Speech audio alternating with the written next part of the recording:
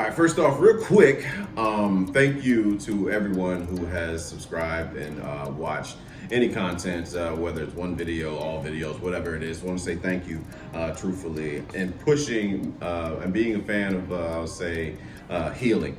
That's ultimately what we want to do here at for Ask Rome. But if you want to do me a real quick favor before we start the show, be sure to subscribe if you haven't already. Be sure to hit like on this on each episode that you watch to help the algorithm, and definitely leave comments, whatever it is. I mean, positive feedback, negative feedback, whatever it is. It's all welcomed, and I'll do my best to check my ego with what you say. God damn it! But in all seriousness, thank you guys for watching, and enjoy the show.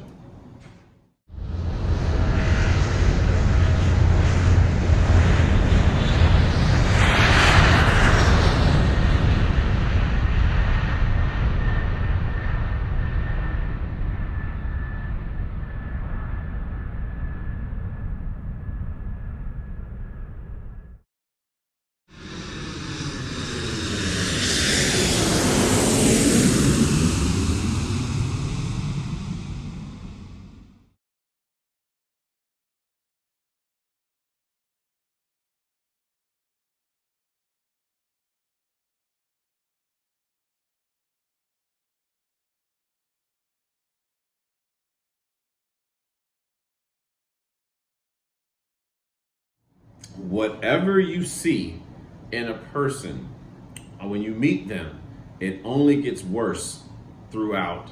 Like any red flag you see, it only gets worse as the relationship presses on.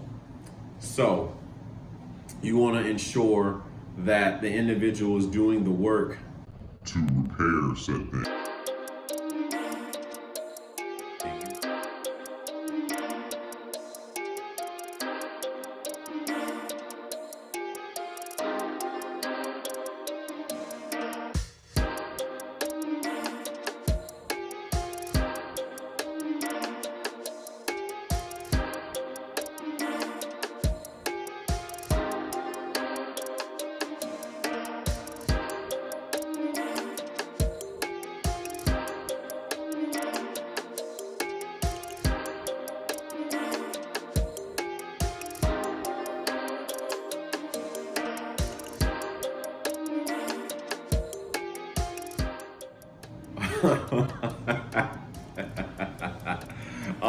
The hardest thing about dating me, shit, and it depends, I guess. It really depends. I would say just outright, is dating very unorthodox, if you will, and not by going what the Matrix has like kind of prepared. I would say us in dating, you know what I mean? I think that's probably the standout thing. This whole notion of chasing women.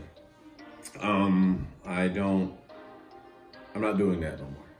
You know what I'm saying? Chasing, no. What we're doing differently is attracting, and by doing that is you work on your purpose. So if you're used to the whole thing, like if you're used to so much, I would say being put on a pedestal, then it can be very difficult for you, because I'm not going to do it in the traditional sense, as far as like put you on a pedestal. Will you recognize that you're valued by me? Sure. You know what I'm saying? Like things like that. But the most difficult thing is that I analyze. I overanalyze, and that's probably due to I would say trauma, and having an obsession for mental health, whatever you want to call it. But like I can pinpoint when I feel like somebody's projecting their insecurities onto me, and the lady maybe just honestly just expressing herself, but even still, I can still feel like I know enough information when it comes to mental health that I hate that I feel everything. I hate that empath shit. You know what I mean? It's a gift and a curse. I'm like, fuck, I can feel it. I can feel what's going on right now. And I'm like, I'm not letting you do that to me. I'm not gonna do it. I'm not gonna do it. I'm not gonna do what I used to do where I try to fix everybody's goddamn problems. I'm not doing that shit no more. And it's called having healthier boundaries. So in a sense where I would say some men just do whatever the fuck their woman wants them to do. Happy wife, happy life concept. I don't fuck with that shit. So I think that's going to be difficult. And you know, I've been content with the idea that based off of how I carry myself and the frame that I want to hold for myself, that I very well may just be alone or dating the rest of my life. And there's nothing, like I said, you know what I'm saying? Like, for me, I mean, some people that feel that, oh, there's everybody for, there's somebody for everybody type of thing. Who's to say that there is? You know, let's just be, I'm not going to come from a place of entitlement. Like, don't get me wrong. Like, if I choose one day to actually have, a wife or something like that, or not even, if not even a wife, just really just a woman, and it's just me and her. Like, the businesses are run the way that they need to be ran, and now I can actually use the more time to focus on being in a steady relationship. You know what I'm saying? Like a committed relationship. I will then commit to that.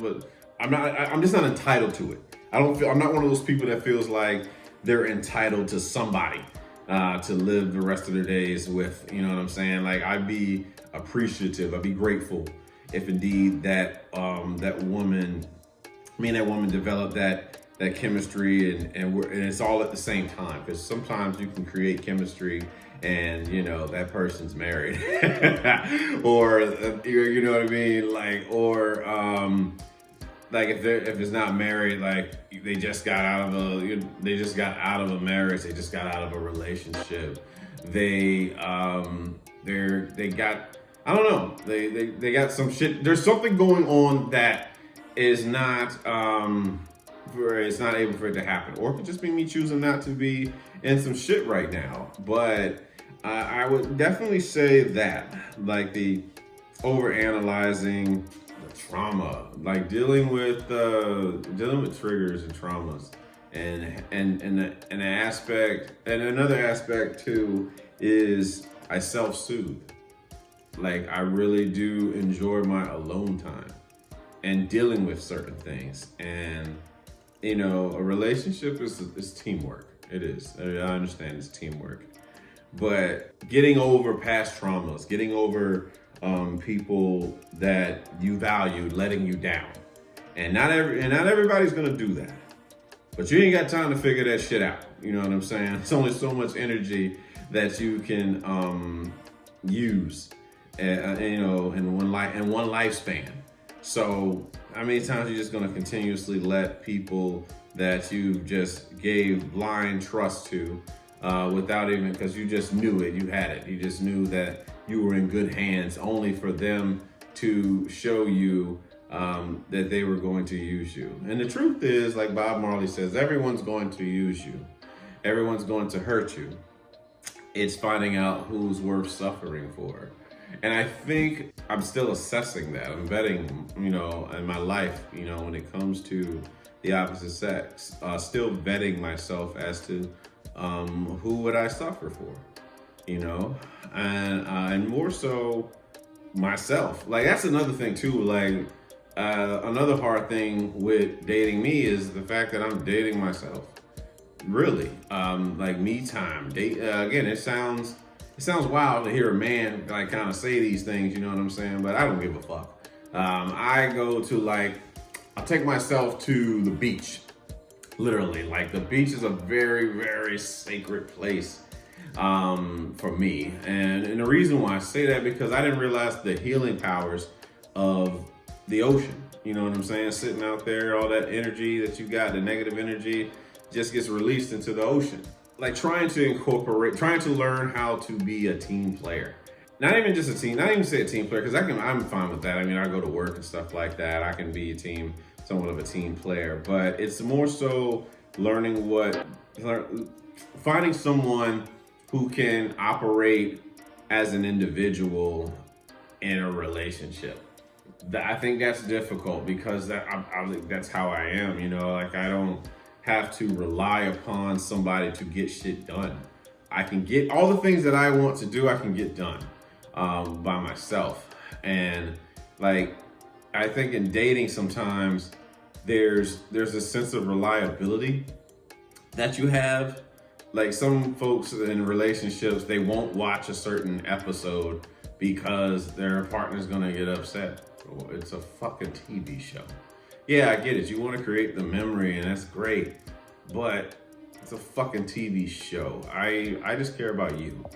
That's it. I don't give a fuck about no TV shows or, you know what I'm saying? And it's not to take away from what that person has an interest for, but I'm just, you know, for me, great. If we get to see it together, that's fine. If we don't, it's no different than me sitting on a plane or a subway and I start talking about a TV show and the person next to me who I never fucking met in my life says, oh shit, I watched that too. And we just start talking about it. Like, I guess that's my mindset, how I am with it. Hardest thing in dating me. I mean, I think I'm probably I'm not saying the wrong, but I'm sure there's some people in my past who would love to answer this question a lot more, I would say, honest and in depth than probably what I can think of right now. But nevertheless, hardest thing dating me, for some, long distance, being that far away, being assertive. and you know, for some, because a lot of women I know a lot of women that I've come across in dating are used to being the leaders and the decision makers, and I am headstrong on the fact that I am going to be the decision maker. I am going to be the assertive one, and you can relax and operate in your feminine energy. That'd be great. So stop trying to fight me on that shit. That'd be great. You know what I mean? But nevertheless, if they keep at it, I'm not gonna fight you. I won't fight. There's no need to fight a woman to be who wants to lead. That's fine. She can lead up by herself. Because I stand by the fact that there's no need of being in a relationship with a man if you're going to be the one to take the lead. Personally, like I just don't see the point. It just seems I believe that people in those relationships just are afraid to be alone, and you can hold me to it. But what else? Hardest part of dating me. I know another one of the hardest parts of dating me for sure is like. And looking back, I'll go back. I'll look back over time. Having a lot of female friends, which is, there are red flags. There are red flags there. I mean, knowing what I know now, with having so many female friends and engaging in the way that you did with the female friends and then trying to date somebody like that, a lot of trust comes into play. And some women have been through too much shit, just like myself. You know, we're all war vets in the dating, in the dating battles. I mean, dating wars. But so it's like something has to change. Something would have to change. There would be a shift in that shit. And genuinely, like being legitimate, like friends, like with people you've known since high school, middle school, and some even elementary school. But that was just, I say for me, having female friends, it was trying to find that nurturer. You know what I'm saying? That feminine energy that was nurturing. So the more female friends you had, the more opportunities you had of getting that nurturing. It's just one. That's one aspect of it, and of course, there's the other side of just of being again like beta male. A beta male does sneaky shit. Will pretend to be, like around a whole bunch of girls and then be trying to slide in them. You know what I'm saying? But that's again, it comes with growth. It comes with growth and looking back at the shit that you did, and I can honestly say that's what the fuck I would do back then. Now. I find myself more. Don't get me wrong. I still have. I have. I got female friends and shit like that, and I'm close with their kids. I'm close with the with the family. And as you get older, you start to gain more boundaries than you did when you were younger, and you didn't really know any better. You have boundaries for yourself, and you start to have a little bit more self-respect. But I think it would be difficult. I think that would be a hard part of dating. I say of dating me is that aspect, and then being an attractive person. That I believe that's also can be, especially for the very women that come with a lot of insecurities. That can be very difficult to deal with the fact that this individual has female friends and stuff like that. But those are personal problems. And that's not, even if I wasn't there, they would still have to deal with that shit. So therapy is your best friend. But I mean, I'm sure there's more. I'm sure there's more things of what I will believe is like why it's hard to date me. But that's all I have for this. And the outside answers are probably more entertaining and in depth than what the fuck I can think of right now.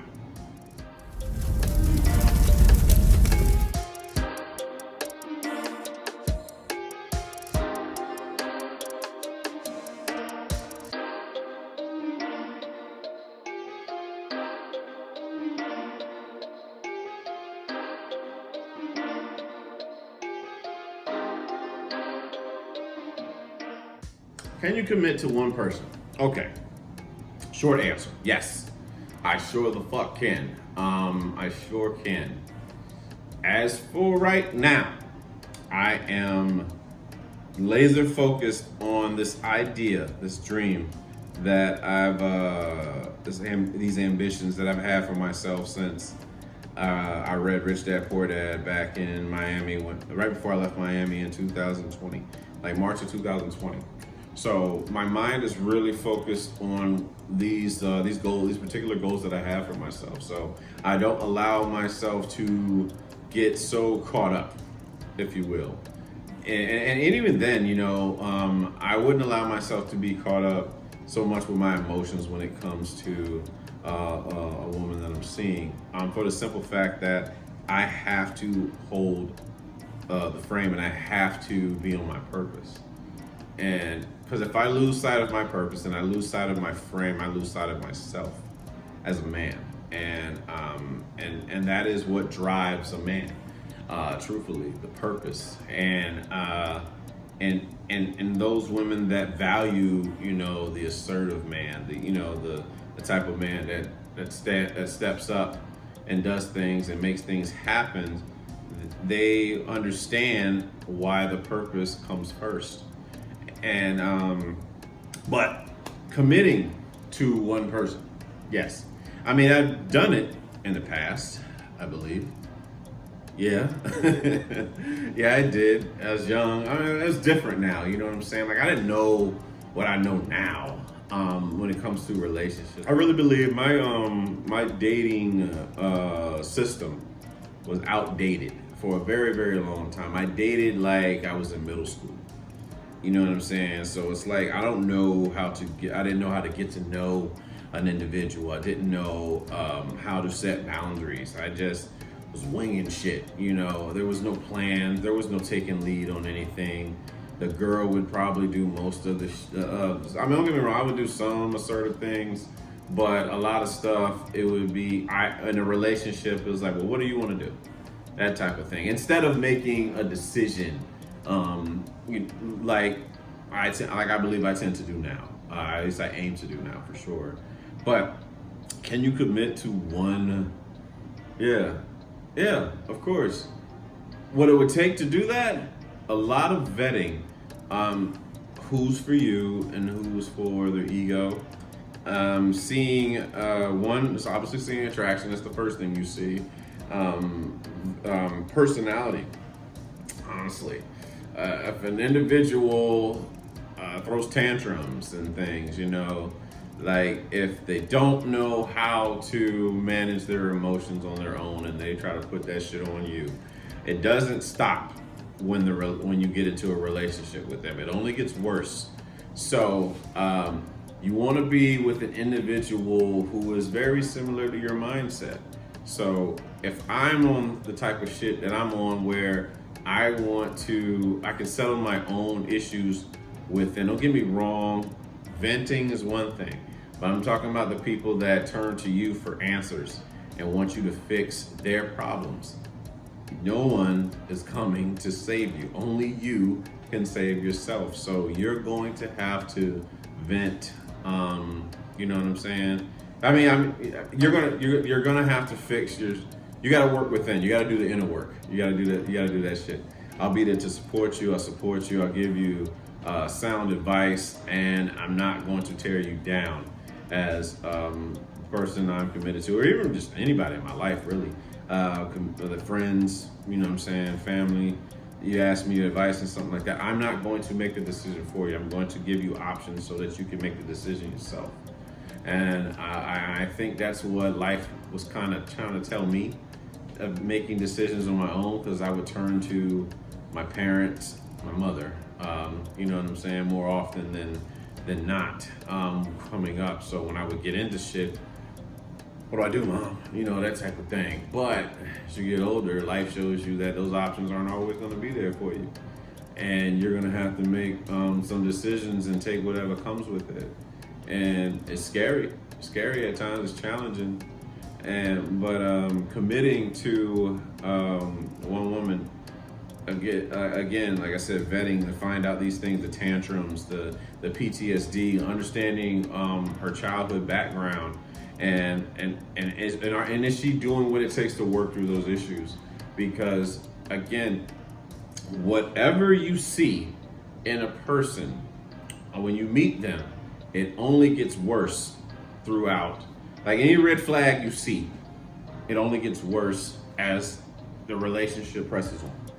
So you want to ensure that the individual is doing the work to repair said thing. And the same goes for the woman, knowing that I have issues with childhood trauma, knowing that, I got the PTSD from the military, childhood PTSD, but knowing that I'm also in therapy for that, and I do, like, you wouldn't be able to tell outside of me being very, very silent at times when I freeze and whatnot, like when trauma's, I'm having like an episode or something like that. I tend to do these things on my own. I try to be mindful of negative self-talk. Be mindful of a whole list of things to ensure that I'm doing the work and I'm being my best self for that day. I'll say that. Some days are challenging, more challenging than others, but being in my best self for that day. But yeah, definitely can commit. Definitely could commit to one woman. It's funny. I had a friend of mine telling me, I don't think you'll ever be, that type. And the reason, honestly, cat out the bag. The reason that it may seem that way is due to how women control the dating system these days. To be honest, and listen to me about this. You see, there are men, nice guys, right? That, I'm going to be speaking from a former, I would say, nice guy, in a sense of being a pushover and shit when it comes to a woman. It makes sense to just do what works, but that's not how female nature wants to operate. Like being in a relationship and you tell me what it is you want and we go out and fucking do it. And that makes sense. It just makes sense. It's like, talking to your boys, what y'all want to eat? All right, bro, we're going to have Taco Bell. Go to Taco Bell. Okay, in a relationship with a woman, what do you so what you want to eat, babe? I want you to make the decision. Okay, we're gonna have Pizza Hut. I don't know if I don't feel like I want pizza. This bitch here. You know what I'm saying? Like it's more complex than women understand. I don't think you understand that you're emotional creatures. And yes, men are emotional too, but understand that you move like this ocean. You know what I'm saying? So you got to be very, very mindful and tactful about how you operate with a woman. So it's like trying to do what's right. You get bored when a man does everything that you want him to do. And that's what I mean by the fact of a woman, women have ruined dating. Because they tend to go for, there's two things: alpha seed, the beta need, right? So you get you have the nice guy, which is the one that you probably build a family with, and you know what I'm saying, like you're married. And then there's the other guy that is like the what a woman would deem to be like her alpha. And the alpha is the one that gets her sexually aroused more than usual. You know what I'm saying? It has her feeling like she wants to break all her rules for you. And some women are fortunate enough to find that in life, and others not so much. You know what I'm saying? But a lot of times it's like, is this my best options? Hypergamy. There's no hypergamy is undefeated. It's undefeated by life itself, and women can deny it. But you can look at your friends, you can look at yourselves, and you'll see there's a lot of decisions that you made, and a lot of times you're like, damn man, I really had a good dude or some shit like that, and I messed over on him. You know why you did? Hypergamy. Because hypergamy don't care about how great I would say how good a man is as a father. Doesn't care how he doesn't care about religion, doesn't care about any of that stuff. Female nature is fucking female nature. And that is something that we all have to accept. And once we can accept that, life tends to get better, and men can move a different way. So, and the reason why I bring all that up is this whole thing about the nice guy. And the nice guy tends to he gets hung up on this blue pill mindset of how life is. You know, you believe the Disney stories and the Hallmark movies, and that's not what it pans out to be. And it's trying to be, like I said, the good guy, the nice guy all the time. She gets bored. She wants adventure. You can never bore a woman. You don't bore a woman. You don't. Men, listen closely. Don't ever allow your woman to feel bored. Have adventure. Be able to do things. Be spontaneous. And there's nothing wrong with being kind to your woman. I'm not saying that as far as like not being a nice guy. But never bore a woman. You will find a way to be adventurous, find a way to raise the bar a little bit each more every day. And the way you do that is by focusing on your purpose. And I'm getting off on a tangent, but nevertheless, women have changed the way dating is, and we have to adjust to it. And it's just how it goes. But I mean, it will eventually evolve. Some aspects will evolve, but certain things have remained the same since the beginning of time. And you can do the research yourselves on that. But could I commit to one woman? I sure the fuck could.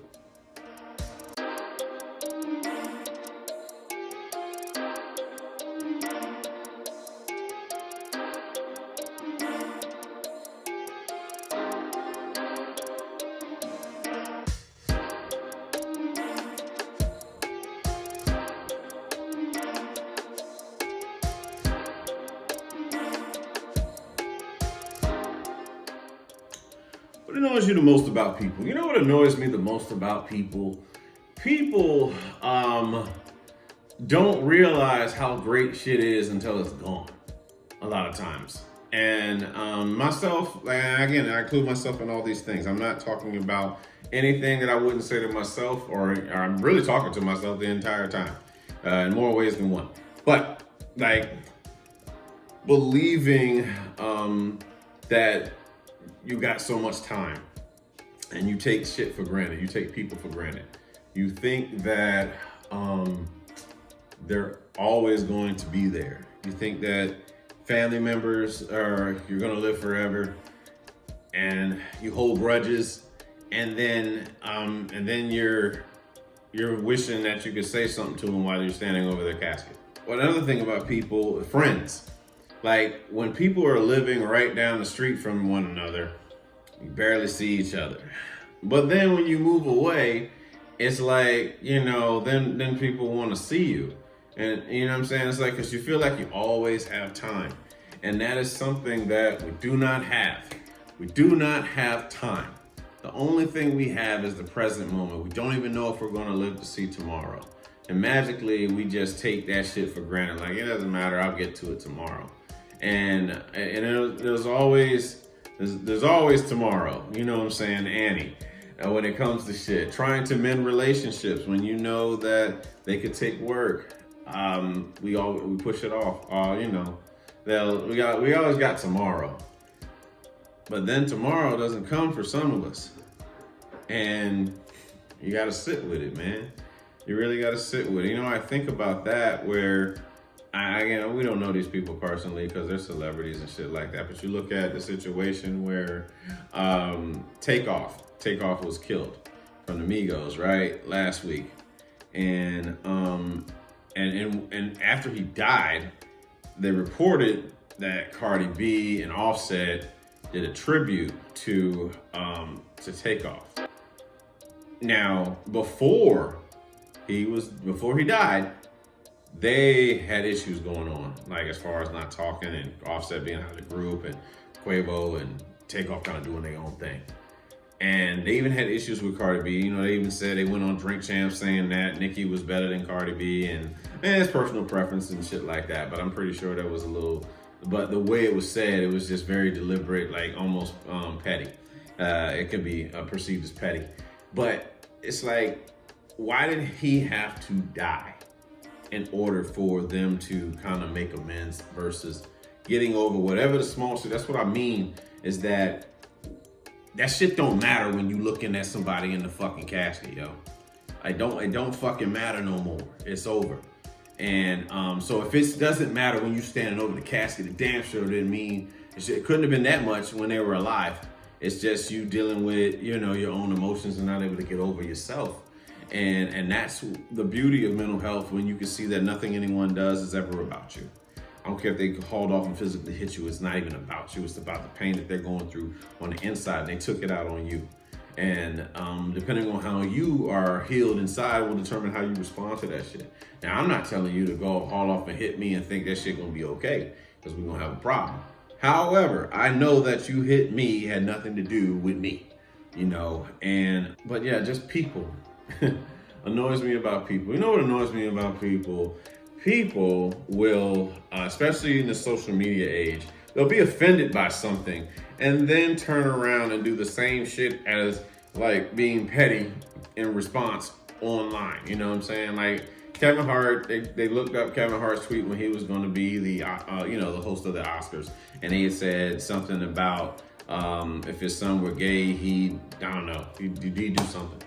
And then you had people, you just had people that were offended by it and then turn around and post some petty shit, like passive aggressive, kind of sarcasm, and just run that shit in the ground. But that's what our society does. Something serious happens, like Kanye.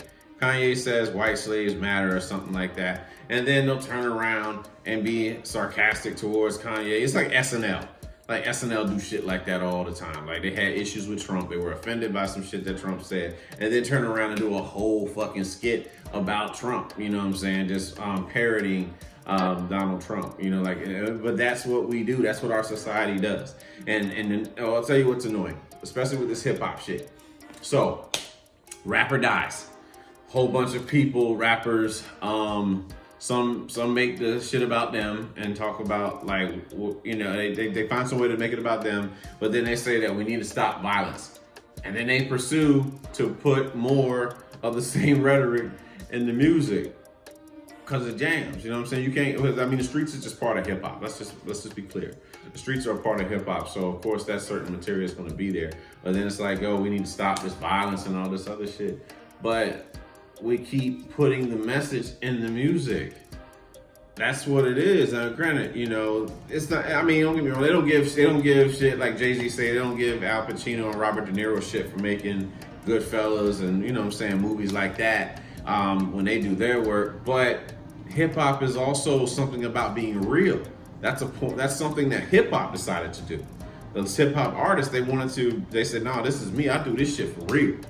And then when somebody call you on the real shit, now people talking about we need to stop the violence. But that's what we love about the music, though, right? You know what I'm saying? So things, we don't know what we want, truthfully. I think that's something else that's just annoying. Another thing that's annoying, we're not able to see shit when it's right in front of us because of, whatever reason, probably trauma. Trauma fucks up your lenses a little bit, so you're not really able to see. You can't tell those that love you versus those that love themselves. Annoyance comes in so many things these days, but none more than all that I just shared. What I also find annoying is how individuals will listen to a stranger that has like something positive to say instead of somebody that they actually know saying the same shit, but they only value it because it was a celebrity. You know what I'm saying? Like it's just I find that to be hilarious at times. But yeah, that's what I feel. That's what about people that annoys me the most.